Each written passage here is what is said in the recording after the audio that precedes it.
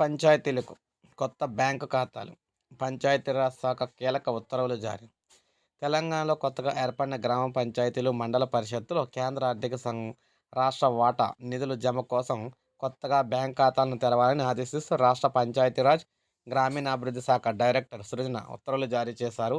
ప్రత్యేక ఖాతా కోసం గ్రామ సభ, మండల పరిషత్ సర్వసభ్య సమావేశాలు అధికారికంగా తీర్మానం చేయాలని, ఆ ఖాతా గ్రామ పంచాయతీ లేదా మండల పరిషత్ పేరిట ఉండాలని పేర్కొన్నారు.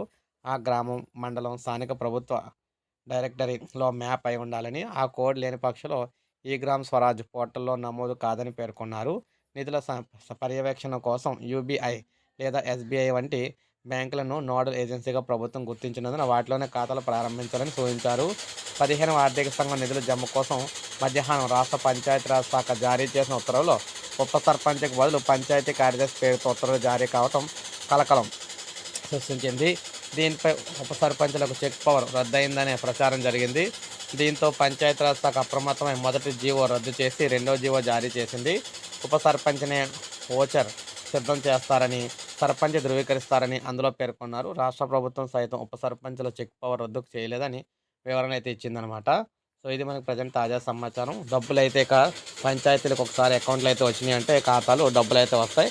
రాష్ట్రంలో అన్ని పనులు కూడా జరగడం అయితే జరుగుతుందన్నమాట. చాలా రోజులైతే పనులు అయితే ఆగిపోయినాయి పంచాయతీల వర్కులన్నీ కూడా. సో ఇది మనకు అప్డేట్. ఒక లైక్ చేయండి, సబ్స్క్రైబ్ చేసుకోండి, మన ఛానల్ సబ్స్క్రైబ్ చేసుకోండి.